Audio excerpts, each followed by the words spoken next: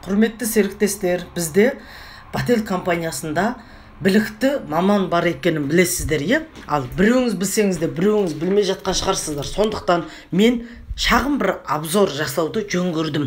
Бателде өзінің білікті Дедова Дурнеева Наталья деген маман бар. Сол кісінің бізде жаңағы байланыста отырған арнайы WhatsApp нөмірі бар. Міне, қараңыздар. WhatsApp нөмір, график жұмысы, Москваның уақытымен 5-тен жаңағы 14 аралығы дегеніңіз бізге 3 сағат қосқанда, яғни біздің таңертең 8-ден қайтып 2 сағатқа 3 сағат қосыңыздар. Кешкі біздің 5-ке дейін жаңағы Астананың уақытымен бізге жаңағы тікелей хабарға шығып, біздің өзіміздің МРТ, УЗИ, қолымызда қандай диагностикамыз бар, сол диагностикамыз бойынша өзіміздің қағазымызды тұп-тұнық қып түсіріп, WhatsApp осы нөміріне жіберген кезде, міне, WhatsApp нөмірін қараңыздар. +7 961 239 92 66 Наталья Бател арнайы нұсқаушы деп мен өзіме сақтап қойғам. Дәл осы нөмірді жазбап, өздеріңізді сақтап, сосын кейін қолдарыңыздағы диагностикаларыңызды, МРТ, УЗИ, қандай да бір анализдарыңызды осы кісіге ең бастысы тұп-тұнық қып, ана кісі үлкейтіп көріп, бәрін дұрыстап оқып, егжей-тегжей тексеріп барып, өздеріңізге сол жаңағы жіберілген өздеріңіздің диагностикаңызға қарай өзіңіздің арнайы нұсқауларыңызды беруге мүмкіндік бере аласыздар. Ал енді қараңыздар, біз қаншама уақыттан бері міне бірге жұмыс жасап келеміз, е? Ал көптеген кісілер, мен ол кісінің жаңағы несін берсем, нөмірін берсем, маған осындай көп бір жазулар келді, апа түсінбей жатырмын деп өзіме қайтып айланып кеп тіреледі. Сондықтан қазір командам үйреніп алды, өздері маған тұп-тұнық қып, міне көріп отырғандарыңыздай жаңағы міне тұнық қып, көрдіңіздер ме? Үлкейткенде міне нақсап оқып шыдайтын болу керек. Міне КТ-ның признаки деп жаңағы кәдімгідей міне оқи алатындай жағдайды жіберіп отыр. Тұп-тұнық қып, міне, сосын кейін снимекті да жіберіп отыр, көрдіңіз ба? Бұны да ол кісі қарап, көреді, түгелін қарап болғаннан кейін мен міне жазып жіберем, өзіме де ыңғайлы болу үшін, путат етпеу үшін, кімнің диагностикасын жібердім дегенімді де қазір жазып қоятын болдым. Мағрипа апайдан деп жаңағы өзім жазып қоям да, еще Натальяға күліп жазып қойғасын ғой. Это я не путать для себя на заметку делаю деп қойғасын ғой. Қазір ол кісі түсінеді, мысалы. Сонда бұл кісі жаңағы міне менен сұрайды, одан кейін тура жаңа кісінің несі өзінің диагностикасы бойынша міне өнімдерді беріп отыр. В комплексном лечении, который назначил врач деп тұрып, ол дегеніңіз нені білдіреді? Мына өзіңіздің МРТ УЗИ түсіргенде сіздің де қарап бақылаған өзіңіздің дәрігеріңіз бар ғой, сол дәрігеріңіздің антибиотиктарын қолдана отырып, біздің де өнімді қатар қолданатын болсаңыздар, сол антибиотиктің улы керек жоқ адамның ағзасына зиян келтіретінді біздің өнімдер тазартып алып шығып, сосын кейін зиянсыз өзіміздің жаңағы емдік қасиетін жүргізетін өнімдермен ем кетеді екен. Міне осылай да біз жаңағы аптеканың аптечный жаңағы антибиотикпен қосап, біздің де өнімдерді бірге қосып, сол антибиотиктің зиян залалдарын қайтара алады екенбіз. Тек қана жалғыз нәрсе естеріңізде болсын. Чаганы ғана антибиотикпен қосып ішпейсіздер. Чаганы антибиотикпен қосып ішсеңіздер, ақшаларыңыз сразу далаға кетеді. Неге? Өйткені чага антибиотикпен бірге ішкен кезде өзінің күшін жоғалтады екен. Антибиотикті тоқтатып тастап барып, чаганы ішу керек. Ал чагадан басқа біздегі барлық өнімдерді сіздер қолдана аласыздар аптеканың антибиотиктарымен. Тек қана чаганы бірге ішуге болмайды. Құлақтарыңызға алтыннан сырға. Чага ішіп жатқан кісілер не чаганы тоқтатып антибиотик ішіңіздер, немесе антибиотикті тоқтатып чаганы ішіңіздер. Одан басқасының барлығына болады.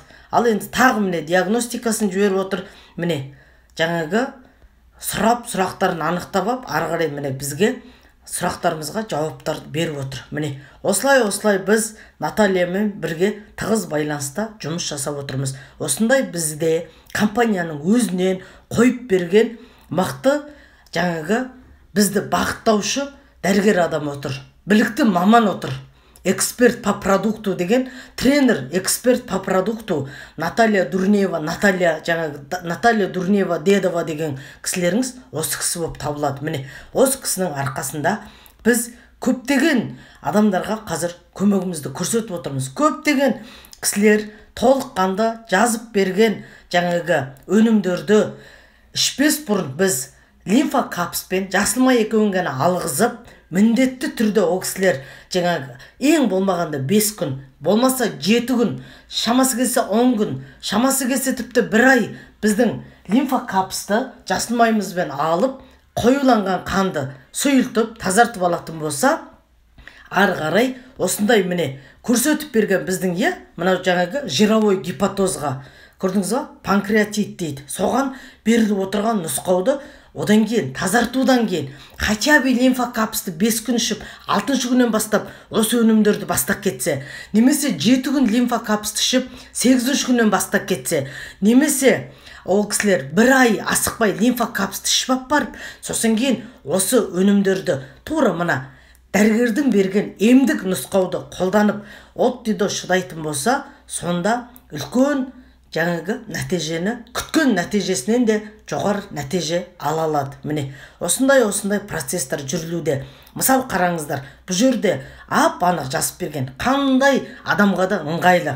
Настойка огневке код, өзіңіздің кабинетіңізге кірдіңіз, 65-152 деп тердіңіз, настойка огневкидің суреті шығып келеді. Оны 20 тамшыдан күнінде 3 мезгіл ас-су тамақтан 30 минут бұрын қолданғанда, бір кісіге курс леченияға, 1 айға емес, бір курс леченияға 5 упаковкасы кетеді деп тұрып көрсеткен. Жасылмай код 65-156 тердік поискыға, немесе өзіміздің онлайн сатып алар, өзіміздің корзинамызға салдық, 65-156 жасылмайдың фотосы шыға келді. Енді күнінде 3 мезгіл ішсек, бір упаковкада 30 бар, сондықтан 3 упаковка қажет деп тұр. Көрдіңіздер ма? Бұл курс ем болып саналады. Ал мумио 6 ай 50-109. Күнінде бір капсуладан 3 мезгіл дегенде, тағы оның ішінде 30 капсула бар. Сондықтан 3 упаковка қажет. Чаганың бұл жерде капсула түрі. Чаганың бізде 3 түрі бар, білесіздер, Чаганың капсула түрі мына жерде жазылған. Чаганың капсула іше алмайтын кісілерге арналған ұнтақ түрі бар. Тура чай сияқты заварить ететін. Ал чаганың сұйығында ішкісі келмейтін, чаганың капсуласында ішкісі келмейтін кісіге тік ішекке салатын чаганың суппозитариясы да бар бізде. Осындай 3 бағытта қарастырылған. Қазіргі заманда чаганы дүние жүзінде дүр сілкіндіріп, осындай грибок, саңырауқұлақ бар екен, аққайында өсетін деп чаганы айтып дабыл қағып жатса, біздің қолымызда дайын 3 түрі тұр. Қай бағытта кім қай жағын қаласа да шыдайтындай капсула түрі. Гиперактивный адамдарға. Ештемен дайындап жүргісі келмейді, алды бітті, ауызға салды, жыл сумен жұта салды, ас-су тамақтан 30 минут бұрын, Ал немесе машинаңыздың бардачогында жүрді, алдыңыз, уақытында іше салдыңыз. Немесе сіздің сумкаңызда жүреді, алдыңыз, қолыңызда жүрген сумен жұтып іше саласыз деген сияқты өте ыңғайлы. Ал заварить етуді, конечно, енді оған 45 минут уақыт күту керек деген сияқты сәл-сәл уақыт кетеді. Ал енді тік ішекке сала салу ол тіптен оңай. Тек қана жататын кезде адам дәретін алып келді, бір тік ішегіне сала салды, жатты, демалды, ұйықтап жатыр, ол қанға сіңді. Қанға сіңу арқылы 12 мүшелеріңізге өзінің емдік қасиетін берді. Чага қазіргі онкологияға қатысты өте жақсы мықты өнім болып саналып отыр. Онкологтардың өзі қазір өздерінің қарамағында пациенттеріне міндетті түрде чага деген өнімдер фирмаларда бар, тауып ішсеңіздер жақсы деп айтып жатыр екен. Ал екіншісі, чага осы пандемияға мықты қарсы тұратын өнім болып саналады. Жалпы чаганы ішкен адам өздерін мықтылап тұрып, қандай да бір ауру сырқаудан профилактика жасай отырып, өздеріңізді қорғай алатын үлкен қорғаныштарыңыз болып саналады. Міне, осындай керемет өнімдер бізде тұрғандықтан, біз енді осының барлығын дұрыс қолдана білуіміз керек. Бұл жерде чаганы қараңыздар, 65 174 деп ұнтақ түрінде жазған. Оны жаңағы бір стақанға 2 ас қасықпен 200 миллиграмм жаңағы қатты қайнаған суды чуть-чуть демін басқаннан кейін жаңағы құйып жібересіздер да 45 минут бұқтырып қойып, 45 минуттан кейін өзіңіз сразу жылы күйінде тұрғанда 2-ден 3 анауын әдемілеп сүзіп аласыздар да 2-ден 3 қасықты күнінде 3 мезгіл ішесіздер. Таңертең енді сүзіп болғаннан кейін 2-3 қасықты ішкеннен кейін ас қасықты. Одан кейін сіздер жаңағы стеклянный ыдыста крышкасын жауып қойып тұрып, холодильникке қойып қоясыздар. Ал енді холодильниктен шығарып келгенде мұздай болып тұрса, чуть-чуть ыстық су қосып жіберуге болады, немесе ауыздарыңызға 3 қасықты жаңағы толтырып алып, ауыз қуысына жаңағы біраз ауызға ұстап, ауызды шайқап барып, сосын кейін жұта салуларыңызға да болады. Міне, осындай мүмкіндіктердің барлығын беріп отыр. Лимфокапс. Лимфокапсымызды білесіздер. Лимфокапсты қазір білмейтін адам кемде-кем. Жасылмайды білмейтін адам кемде-кем болып барады. Өйткені лимфокапспен біз қойғанымызды сұйылтамыз, сапасыз сұйық қанды сапалды болдырамыз. Одан қалғаны ең құпиясы қан тамырыңыздың ішіндегі стенкаларында, қан тамырымыздың қабырғаларында баттасып, майланып, тұрбаның ішіндегі қабырғаларында майланып тұратын май сияқты болып тұрғанмен тең түсіп тұрған мына қан тамырының ішіндегі майланып тұрғанды ыдыратып бере алатын бірден бір өнім лимфокапс болып табылады. Лимфокапсты таңертең кешке асу тамақтан 30 минут бұрын жылы сумен жұтып ішіп отырған кезде біздің қан тамырымыздың ішінде жаңағы майланған майды ыдыратып, жаңағы қан тамырыңыздың ішін әдем босатып, ана сапалды болған дұрыс жақсы қандарыңыз сұйылып, әдем 12 мүшеге айлануға үлкен мүмкіндікті берсе, ал 12 мүшеден дұрыс сапалдыған айланып барлық ағзамызға барып отырса, сонда әрбір ағза өзінің сапалды қанымен қоректеніп тамақтанса, сонда біздің жасушамыздан, яғни клеткаларымыздан клетка туады екен. Осылай біз өз-өзімізді толыққанды 100% тазарта отырып, емдеу процесті лимфокапспен жасай аламыз. Бателдің лимфокапсының ең керемет болып тұрғаны осы. Сондықтан біз сіздерге емдік нұсқауды Наталья берген кезде бірінші тазарту процестан өтіп алыңыздар деп өтінетініміздің мәні осында. Ал енді лимфокапсты берген кезде жасылмайды да қоса алыңыздаршы, жедел жәрдем болады дейтін себебі жаңағы баяу қанға, қойылған қанға әрең деп айту өмір сүріп жүрген сондай күйімізден енді қанымыздың, қан тамырымыздың ішіндегі майлар ыдырап, қанымыз сапалды болып, 12 мүшемізге тез жылдам жаңағы кровообращение, қан айналым жақсы болып айдана бастаған кезде біздің ағза баяудан енді жылдам жаңағы реакцияға үйренем дегенше екі ортадағы өзгерісті біз обострение, яғни қоздыру процесс деп атап отырмыз.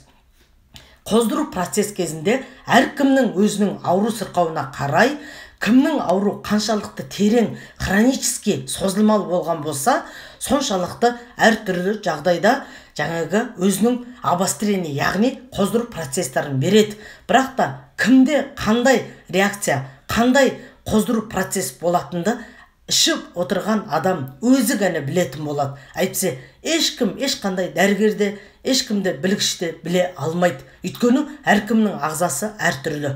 Кейбір адамдарға жүректі көтеріп жіберіп, ана өтті проблема болып тұрған, өттің проток дейді ғой, өттің мына жолақтарында жаңағы ізгиіп болып, өтті жаңағы қойылып қалған, өттің жаңағы мына жолақтарынан асқазанға құйылып, анау жаңағы ақырындап өзі шығып тазарылып отыратын нәрсе өзінің қызметін атқара алмай қалған жағдайда, сол жүректі көтеріп барып, жап-жасыл, немесе сар жасыл ма, немесе сарғыш па, енді ол жап-жасыл болса, ол әжептәуір біраз уақытқа дейін созылмалы болып ауырып тұр өттің деген белгісі. Ал сар жасыл болып тұрса, онда орташа деңгейде болып тұр деген сөз. Сар болып тұрса, ауырып бастап, ондай бір ұзаққа созылмаған деген мағынаны білдіреді екен. Анау жаңағы өттің құсқан кездегі шыққан өңіне дейін қарай. Сондықтан жүректі көтеріп жүріп, жағдайды кетіріп, лоқыстып, қыстырып жүрген кезде көптеген адамдар жаңағы өттің протоктарын, өтті солай тазартқызып алады. Сосын кейін кәдімгідей бір екінші тынысыңыз ашылғандай, сарайыңыз ашылып, жағдайыңыз дұрысталып, кәдімгідей әгі бастың қысып ауырып тұрғаннан тартып бәрі норма болады да қалады. Міне осындай обострение бергенде адамдарымыз болды. Ал кейбір кісілер мүлдем бұрын соңды сүйек буындар ауырмаған, бірақ та біраз уақыттан кейін лимфа қапыстан кейін аяқ қол буындарының сырқырағанын, қақсағандарын сезіне бастау деген сияқты проблемаларды көріп жатыр. Ол проблема емес. Ол сіздердің жасырын ар жақта ауыртып сырқатып жатқан ауру сырқауларыңызды осы лимфа қапыстың арқасында, тазарту процестің арқасында бері қарай алып шығып кеп, сол ауруды қозғап, соған уже ем жүріліп жатыр деп қабылдаңыздар. Кейбір кісілер резко көздері қызара кетеді. Сосын барып жаңағы біраз уақыттан кейін норма болады. Кейбір кісілердің бас ауырып,